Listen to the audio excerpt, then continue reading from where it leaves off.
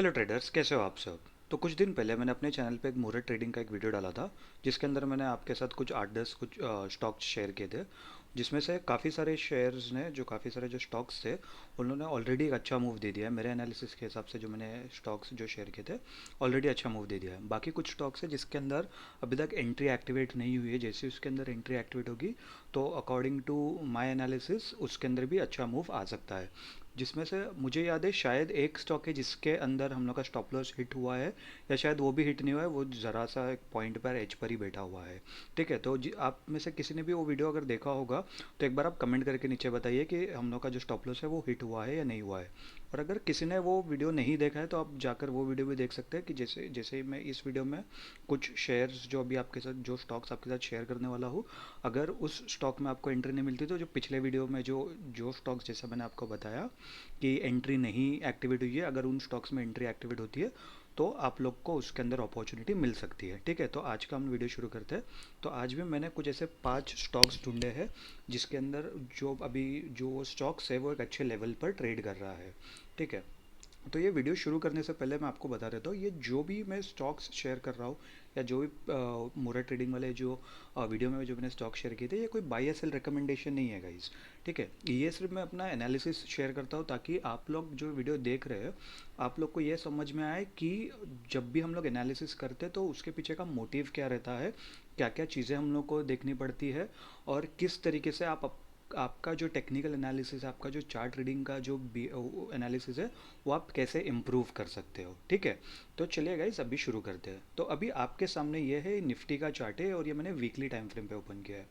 तो कभी भी आप अगर आप स्विंग ट्रेडिंग के लिए या इन्वेस्टमेंट के लिए कभी आप स्टॉक्स पिक करते हो तो हमेशा एक जो इंडेक्स है उसका भी एनालिसिस करना थोड़ा मेरे हिसाब से ज़रूरी है।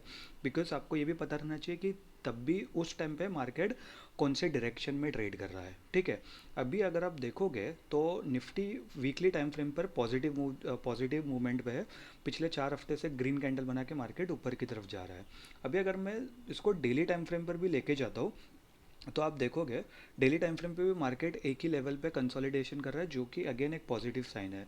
देखोगे पिछले महीने ये नीचे आपको डेट दिखती होगी 17 अक्टूबर को, जो मार्केट ने जो पिछला स्विंग है उधर से फॉल दिया और 200 डे मूविंग एवरेज पे डेली टाइम फ्रेम पर यहाँ से सपोर्ट लेके मार्केट ऊपर की तरफ ही जा रहा है, जो कि अगेन एक पॉजिटिव साइन हो सकता है। तो अगर आने वाले टाइम पे अगर निफ्टी बैंक निफ्टी ये इंडेक्सेस ऊपर जाएंगे तो जो स्टॉक्स मैं आपको बताने वाला हूँ वो स्टॉक्स भी ऊपर जाने की पॉसिबिलिटी ज़्यादा रखती है। ठीक है, और मैं आपको ये भी बता देता हूँ कि जितने भी स्टॉक्स मैंने जो सिलेक्ट किए हैं ये सारे निफ्टी 50 के ही स्टॉक्स है, तो इसके अंदर आपको लिक्विडिटी हो सकता कुछ इशू नहीं होगा। ठीक है, तो मैं पहले वीकली टाइम फ्रेम पे चले जाता हूँ और उसके बाद मैं पहला जो स्टॉक है वो आपको दिखाता हूँ।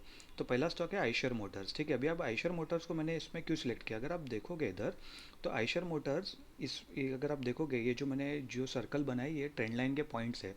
तो आप देखोगे 30 मार्च 2020, ठीक है, पिछले 3 साल से ये स्टॉक ट्रेंड लाइन के सहारे ऊपर की तरफ जाता जा रहा है, और ये सिर्फ ऐसा नहीं कि एक ही पॉइंट पे उसने उस ट्रेंड लाइन को रिस्पेक्ट दिया। आप देख सकते हो एक बार, दो बार, 3 बार, 4 बार इधर ट्रेंड लाइन टच नहीं हुई है, इसलिए मैंने वो पॉइंट कंसिडर नहीं किया है। बट मैंने जो ट्रेंड लाइन वाला जो वीडियो था उस वीडियो में भी मैंने आपको बताया था कि ट्रेंड लाइन एक जोन होता है, जैसे सपोर्ट एंड रेजिस्टेंस का एक जोन होता है वैसे ट्रेंड लाइन एक जोन होता है। तो उसके आसपास से भी अगर वो ऊपर जाता है तो हम लोग वही कंसिडर करते हैं। But for the sake of simplicity मैंने उस पॉइंट को कंसिडर नहीं किया। बट आप देख सकते हो 4 पॉइंट ऑलरेडी मार्केट ने उस ट्रेंड लाइन के सहारे टच करके मार्केट ऊपर की तरफ जा रहा है। साथ ही साथ अगर आप ऊपर दो एरो देखोगे तो आप देखोगे मार्केट ने यहाँ पर 2 बार रेजिस्टेंस भी लिया था, मतलब यहाँ पर भी अगेन वो रेजिस्टेंस नहीं लिया, बट उस पॉइंट के आसपास से ही मार्केट ने थोड़ा रिवर्सल लिया था। अभी ये जो है ये जो पैटर्न है आप बड़े टाइम फ्रेम पर देखोगे तो ये पैटर्न है असेंडिंग ट्राइंगल पैटर्न। ठीक है, इस पैटर्न के बारे में ये बुलिश पैटर्न है, बेरिश पैटर्न है, आप में से जिसको पता रहेगा तो कमेंट करके बता दीजिए। अगर नहीं पता रहेगा तो मैंने चार्ट पैटर्न का भी एक वीडियो डाला है हमारे चैनल पे, आप वो जाके भी देख सकते हो। ठीक है, तो अभी ये स्टॉक ट्रेड कर रहा है 3850 के आसपास। ठीक है, मैं इसको थोड़ा जूम करके आपको बता देता हूँ, डेली टाइम फ्रेम पर लेके चलता हूँ मैं आपको। हम्म, तो अगर हम लोग इसको देखेंगे 3911 के ऊपर ये ट्रेड कर रहा है और ये इसका ऑल टाइम हाई है।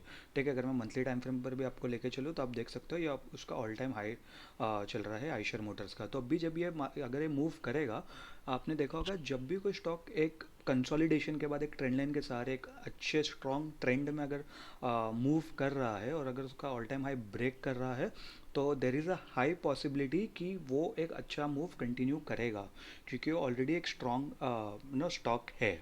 तो इसमें आप जैसी जो भी एंट्री लेते हो, जो भी कैंडल पे, वीकली टाइम फ्रेम पर, डेली टाइम फ्रेम पर, तो उसका जो भी आप स्टॉप लॉस लोगे उससे एटलीस्ट 1 to 2%, सॉरी, 1:3 का ही टारगेट लेना मिनिमम। उसके नीचे का टारगेट लेके मतलब नहीं है, नहीं तो फिर आपका रिस्क टू रिवॉर्ड बैठेगा नहीं। ठीक है।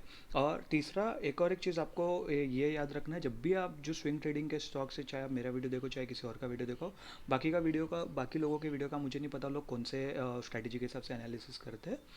लेकिन मैं अगर अपनी बात कहूँ, अगर जो स्टॉक आपको वीकली टाइम फ्रेम पर दिख रहा है ना, तो इसका ये मतलब होता है कि एक जो कैंडल है वो वीकली कैंडल है, तो मतलब उसको वो मूव देने के लिए उतना ज़्यादा टाइम लग सकता है। जैसे कि अगर आप देखोगे 2020 में ये स्टॉक ट्रेड कर रहा था 1218 पे, देख सकते हो आप राइट हैंड साइड पे 1218 पे ट्रेड कर रहा था। अभी आज 3 साल बाद ये उसका प्राइस 3 गुना हो गया है। ठीक है, तो 300 टाइम्स रिटर्न दिया है। तो सॉरी, 3 टाइम्स रिटर्न दिया है। अभी अगर जैसे अगर आपको ऐसे मूव चाहिए तो आपको 3 साल रुकना पड़ेगा। ठीक है, जैसे 3800 के 10,000 हो सकता है अगर 3 साल बाद, मतलब अगर ये हम लोग उस हिसाब से एनालिसिस करें तो। लेकिन आपको अगर उतना टाइम नहीं रुकना है, बट वीकली टाइम फ्रेम के हिसाब से आप स्टॉक ले रहे हो या एनालिसिस कर रहे हो, तो उस पर ज़्यादा टाइम लग सकता है। डेली टाइम फ्रेम पर लोगे तो उस पर थोड़ा कम टाइम लग सकता है। और कोई कोई लोग तो आवरली टाइम फ्रेम पर भी स्विंग ट्रेडिंग लेते हैं, जो कुछ 2 या 3 दिन, एक हफ्ता 2 हफ्ते की लेते हैं, तो वो 1-2 हफ्ते में आ जाते हैं। छोटा टाइम फ्रेम रहेगा तो छोटे मूव, मतलब छोटे टाइम फ्रेम के हिसाब से एनालिसिस करोगे तो जल्दी मूव आने की पॉसिबिलिटी ज़्यादा होती है। बट मेरे अकॉर्डिंग अगर आप डेली टाइम फ्रेम या वीकली टाइम फ्रेम लोगे, या for that matter even monthly time frame के हिसाब से आप स्टॉक सेलेक्ट करोगे, तो उसके अंदर आपका जो विनिंग प्रोबेबिलिटी वो ज़्यादा स्ट्रांग हो जाता है, क्योंकि आपको एक बड़े पॉइंट ऑफ व्यू से आपको डेटा देखने मिलता है, एक मैक्रो पॉइंट ऑफ व्यू के हिसाब से आपको डेटा देखने मिलता है। ठीक है, तो ये तो पहला स्टॉक हो गया हम लोग का आइशर मोटर्स। अभी जो दूसरा स्टॉक है ये है एल एन टी। अभी एल एन टी तो आपको सबको पता रहेगा कितनी बड़ी कंपनी है। ठीक है, मतलब आइशर मोटर्स भी ऐसी छोटी मोटी कंपनी नहीं है। जैसे कि मैंने आपको कहा कि सारे निफ्टी 50 के स्टॉक है, तो ऑब्वियसली ये सब मार्केट कैपिटलाइजेशन के हिसाब से टॉप इंडिया की टॉप 50 कंपनीज़ है। अभी इसके अंदर भी आप देखोगे तो सिमिलर पैटर्न बन रहा है। ठीक है, अभी इसमें भी पिछले पाँच पाँच पॉइंट्स से उसने ट्रेंड लाइन को रिस्पेक्ट देते हुए आ रहा है, और 3 बार इधर मार्केट ने ऑलरेडी उसका रेजिस्टेंस टेस्ट कर लिया है, जो कि है 3113 का। अभी अगर ये ब्रेक होगा तो अगेन इसके अंदर भी 10-20% टारगेट आराम से मिल सकता है।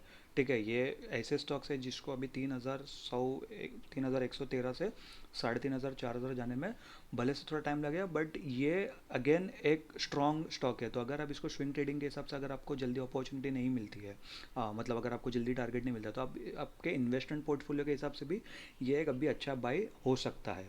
अगेन, ये बाई या सेल रिकमेंडेशन नहीं है, ये बस मैं अपना पॉइंट ऑफ व्यू के हिसाब से बता रहा हूँ कि अगर मैं रहूँगा तो मैं इस पर, अब मतलब मेरे एनालिसिस के हिसाब से, मेरे पोर्टफोलियो बिल्ड के हिसाब से मैं इसको बाई करने का सोच सकता हूँ।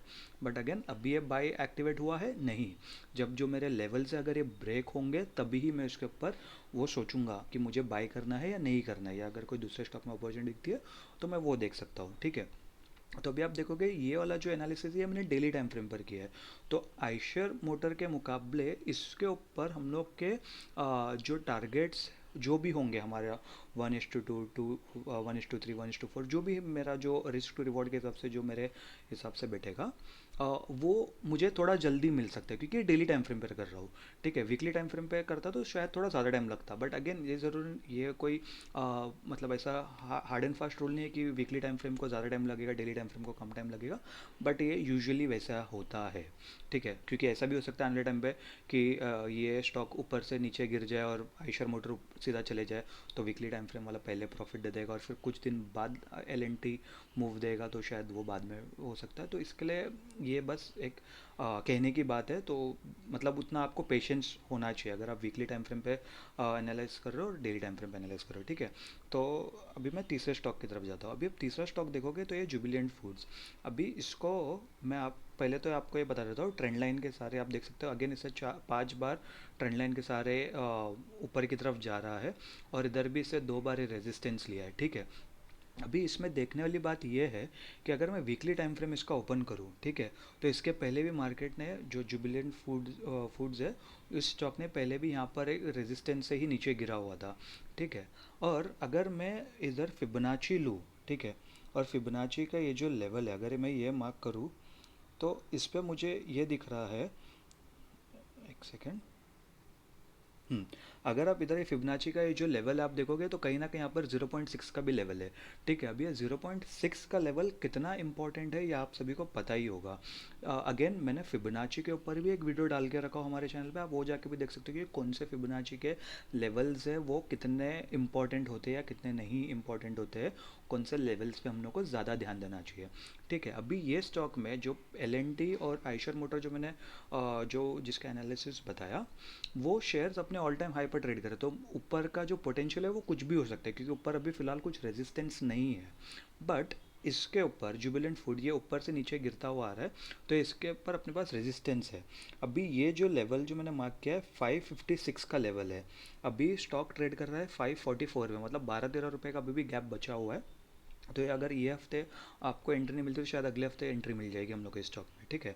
बट अगर ये ब्रेक होगा तो अकॉर्डिंग टू माय एनालिसिस ये आने वाले टाइम में 660 पहला टारगेट हो सकता है, दूसरा टारगेट हो सकता है 810, ठीक है, क्योंकि आप देख सकते हैं यहाँ पर मेजर रेजिस्टेंस है, ठीक है। तो उस हिसाब से मैंने टारगेट निकाले।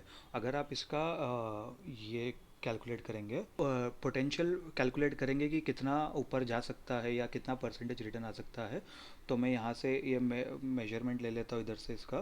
तो अगर 556 से जो हमारा लेवल है अगर मैं वहाँ से कैलकुलेट करता हूँ, और जो फर्स्ट टारगेट है वही आप देख सकते हो 18% है, अगर सेकंड टारगेट की बात करूँ तो कहीं ना कहीं 46% का टारगेट मिल सकता है। बट अगेन 46% मिलेगा नहीं मिलेगा ये तो आने वाले टाइम में ही पता चलेगा अपने को, लेकिन बट अगर 18% भी मिल रहा है तो भी मतलब ये बहुत अच्छा रिटर्न है अकॉर्डिंग टू मी, ठीक है। अभी हम लोग तीसरे चौथे स्टॉक्स की बात करते हैं। फिर से मैं डेली टाइम फ्रेम पर लेके जाता हूँ, और चौथा चौथा स्टॉक है लुपिन, ठीक है। अभी लुपिन और जो बाकी सारे जो मैंने तीनों स्टॉक्स शेयर किए उसके अंदर और इसके अंदर काफ़ी ज़्यादा फ़र्क है। अभी इसके अंदर ये ट्रेंड लाइन के सारे एक छोटे, इसमें ट्रेंड लाइन के सारे ऊपर जा रहा है, मतलब वो एक्चुअली एक ट्रेंड लाइन नहीं है, बट कहीं ना कहीं आप समझ सकते हो कि ये मार्केट अपना एक अप ट्रेंड में है, ठीक है। 50 डे मूविंग एवरेज भी उसको सपोर्ट दे रहा है, और ये एक रेजिस्टेंस पर है, रेजिस्टेंस पे भी इधर उसने एक बार टेस्ट किया था और दूसरी बार अभी टेस्ट कर रहा है, जो कि है कहीं ना कहीं 1250 के आसपास का जो लेवल है, ठीक है। अभी ये भी जुबिलेंट फूड्स के जैसे ये वीकली टाइम फ्रेम पर अगर मैं जाऊँ तो आप देख सकते हो ये 2 साल पहले 2021 में, मई 2021 में, मतलब 2.5 साल पहले आप पकड़ लो, तब भी ये मार्केट ने यहाँ पर रेजिस्टेंस लिया था, ठीक है। अभी अगर मैं उसके पहले जाऊँ तो मार्केट उसके पहले भी इसी पॉइंट से गिरा हुआ था 2017 से, मतलब अगर 5-6 साल पहले मार्केट यहाँ इस पॉइंट से फॉल किया था, उसके बाद 2-2.5 साल पहले मार्केट ने वापस इस लेवल को टेस्ट किया बट सस्टेन नहीं कर पाया और गिर गया। अभी इस बार वापस मार्केट उसको तोड़ने का ट्राई कर रहा है, जो लुपिन का जो अपना जो स्टॉक है वो उसको ब्रेक करने का ट्राई कर रहा है। अगर ये ब्रेक करता है तो कहीं ना कहीं 1535 और उसके ऊपर 1680 के लेवल्स मिल सकते हैं हम लोग को। अगेन ये लेवल मैंने कैसे निकाले आप देख सकते हो, इधर कितना स्ट्रॉन्ग रेजिस्टेंस है, क्योंकि इधर से तो मार्केट ने बहुत ही अच्छा फॉल दिया, तो उधर तो कोई अच्छा रेजिस्टेंस इतना मुझे मिला नहीं, ठीक है। और दूसरा ये एक काफ़ी अच्छा रेजिस्टेंस है, जैसे सपोर्ट रेजिस्टेंस बनता है, रेजिस्टेंस सपोर्ट बनता है, तो वैसे ये काफ़ी अच्छा रेजिस्टेंस मुझे दिखा, तो मैंने उस हिसाब से ये दोनों जो टारगेट है वो निकाले। अभी जो हम लोग का लास्ट स्टॉक है वो स्टॉक तो मतलब बहुत ही ज़्यादा अच्छे लेवल पे है, ठीक है। तो इनमें से का जो भी आप स्टॉक है उनको आप इन्वेस्टमेंट पोर्टफोलियो के हिसाब से तो डाल ही सकते हैं, लेकिन एल एन टी हो गया और जो अभी जो स्टॉक बताने वाला हूँ ये वाले स्टॉक तो आप मतलब जब भी आपको डिप मिला तब भी आप अपने इन्वेस्टमेंट पोर्टफोलियो के हिसाब से डाल सकते हो, ठीक है। तो वो स्टॉक बताने से पहले गाइज मैं आपको बता देता हूँ कि अगर अभी तक आपको ये वीडियो अगर अच्छी लगी होगी तो वीडियो को लाइक कर दीजिए, चैनल को सब्सक्राइब कर दीजिए, वीडियो को शेयर कर दीजिए, कमेंट करके भी बताइए कि जो भी मैंने स्टॉक्स आपको बताए हैं वो स्टॉक्स मैं आपको आप मेरा एनालिसिस कैसा लगा, आपने हम लोग का मूरे ट्रेडिंग वाला अगर स्टॉक देखा है, अगर आप में आपने उसके अंदर कभी ट्रेड किया है नहीं किया है, तो उसके अंदर भी आप कमेंट करके बता सकते हैं कि उसमें आपका जो अभी पीएनएल है वो कैसा चल रहा है, ठीक है। और जो मैंने अभी इसके अंदर जो भी एनालिसिस किए, इन ये जो भी एनालिसिस बनाया है मैंने, इसके ऊपर मैंने जो भी वीडियोस है वो सारे वीडियोस ऑलरेडी डाल दिए मैंने। ट्रेंड लाइन वाले वीडियोस, चार्ट पैटर्न वाले वीडियो, फिर फिबोनाची वाला, फिर इंडिकेटर वाला। तो जो जो भी एनालिसिस करने के लिए आपको जो जो टूल्स होना चाहिए और उन टूल्स का जो रिक्वायरमेंट है, यानी वो टूल्स कैसे काम करते हैं, ट्रेंड लाइन कैसे काम करता है, सपोर्ट रेजिस्टेंस कैसे काम करता है, वो सब का मैंने ऑलरेडी वीडियो बनाया हमारे चैनल पे। प्लेलिस्ट बनाया मैंने बाकायदा, प्राइस एक्शन की प्लेलिस्ट है, मैंने इंडिकेटर की प्लेलिस्ट है, वो आप एक बार जाके देख सकते हो, ठीक है। तो बिना कोई टाइम वेस्ट किए मैं वापस डेली टाइम फ्रेम पर जाता हूँ और हम लोग का जो आखिरी स्टॉक है वो मैं बताता हूँ आपको, और ये है रिलायंस इंडस्ट्रीज़। अभी रिलायंस इंडस्ट्रीज़ का तो मैंने कल अपने कम्युनिटी पोस्ट पर, हम लोग के जो ट्विटर हैंडल है उस पर भी मैंने डाला था। अभी आप देखोगे तो ये अपने ऑल टाइम हाई से आप देख सकते हो, 20 जुलाई 2023 में ये अपना ऑल टाइम हाई था 2631 का। ये उधर से ट्रेड करके मार्केट कितना नीचे आया था, 2210 पे। अभी अगर जिसने 2210 पे इसको उठाया रहेगा तो उसकी तो भाई निकल पड़ी, क्योंकि रिलायंस इतना सस्ते में मिला, मतलब बहुत ही अच्छी बात है। अभी आप देखोगे ये डेली टाइम फ्रेम पर कहीं ना कहीं inverted head and shoulder pattern बना रहा है, ठीक है। तो ये एक बुलिश पैटर्न होता है, सबसे पहली बात तो ये। दूसरा, अगर हम लोग ने निफ्टी का जो वीकली टाइम फ्रेम और डेली टाइम फ्रेम देखा था, उसके अंदर में निफ्टी कहीं ना कहीं एक बुलिश मूवमेंट फॉर्म कर रहा है। और रिलायंस निफ्टी का वन ऑफ द क्या सबसे बड़ा पोर्शन निफ्टी में रिलायंस का ही है। अगर रिलायंस ऊपर जाएगा तो निफ्टी भी ऊपर जाएगा, और अभी निफ्टी भी पॉजिटिव दिखा रहा है, रिलायंस भी कहीं ना कहीं पॉजिटिव दिखा रहा है। तो ओवरऑल मार्केट इससे और ज़्यादा, मतलब हम लोग को कॉन्फिडेंस मिलता है कि और ज़्यादा ऊपर मार्केट जा सकता है, यानी हम लोग के जो स्टॉक्स है वो और ज़्यादा ऊपर जा सकते हैं, ठीक है। और ऑब्वियसली अगर रिलायंस ऊपर जाएगा तो निफ्टी तो ऊपर जाना ही है, ठीक है। तो इसके अंदर मेरे एनालिसिस के हिसाब से आपको पहला टारगेट मिल सकता है 2480 का, और उसके ऊपर 2576 का, ठीक है। और अगर हम लोग ऑल टाइम हाई भी अगर किसको देखना है तो ऑल टाइम हाई तक के लेवल्स भी आप ले सकते हो, बट मेरे हिसाब से ये जो दोनों लेवल है ये भी काफ़ी अच्छे लेवल्स है। अगर हम लोग इसका कैलकुलेट करें कि कितना परसेंट रिटर्न मिल सकता है हम लोग को, तो पहले टारगेट का देखा तो सिर्फ 3.5% है, ठीक है। बट अगर दूसरे टारगेट का देखेंगे तो कहीं ना कहीं 7%। अभी 7% भी जो लार्ज कैप स्टॉक्स है उसके अंदर इतना बुरा नहीं होता है, क्योंकि अगर हम लोग इसको ऑल टाइम हाई के पास अगर लेके जाए तो ऑलमोस्ट 10% का टारगेट है। और रिलायंस जैसा स्टॉक अगर आपके पोर्टफोलियो में हो तो आपको इतना ज़्यादा टेंशन की भी ज़रूरत, मतलब महसूस नहीं होगी, क्योंकि ये सारे स्टॉक्स है आज नहीं तो कल तो ऊपर जाएंगे, ठीक है। बट अगेन, ये जैसा कि मैंने कहा कि मैंने आपको जो भी शेयर्स जो भी बताया, जो स्टॉक्स बताए, ये सिर्फ मैंने अपने एनालिसिस शेयर किया आपके साथ। अगेन कोई बाय या सेल रिकमेंडेशन नहीं है, ये सिर्फ और सिर्फ मैं एक बताने का तरीका बता रहा था कि कैसे ये जो शेयर्स है वो काम करते हैं, कैसा एनालिसिस है वो कैसे काम करता है। अभी इसमें मैं आपको एक और एक बात बताता हूँ कि कुछ दिनों पहले, मतलब कुछ टाइम पहले, इधर भी रिलायंस ने कहीं ना कहीं inverted head and shoulder pattern बनाया था। अगर आप लोग को किसी को अगर इसमें नहीं दिख रहा है तो मैं आपको बता देता हूँ इधर। तो आप देख सकते हो इधर कहीं ना कहीं उसने एक inverted head and shoulder pattern बनाया था। हम्म, अभी आगे देखोगे इधर ये इस टाइम पे मार्केट ने ब्रेक किया था 3 मई 2023 को। इधर मार्केट ने इसको ब्रेक ब्रेक किया, ऊपर से प्राइस एक्शन के हिसाब से भी ये कहीं ना कहीं एक इम्पॉर्टेंट लेवल था। उसके बाद मार्केट ने इसको रिटेस्ट किया और आप देख सकते हो कितना अच्छा मूव दिया, ठीक है। तो वैसा ही अगर इधर अगर मार्केट इसको ब्रेक करता है, रिलायंस इसको अगर ब्रेक करता है 2393, आप 2400 पकड़ लीजिए, राउंड फिगर 2399 का ही लेवल हम लोग का। 2400 ब्रेक करता है तो शायद ऊपर जाके रिटेस्ट लेगा और फिर ऊपर जाएगा, और ये उससे अपने को ट्रेंड का भी कंफर्मेशन है, क्योंकि आप देख सकते हो पहले से रिवर्स किया, फिर एक पुल बैक लिया।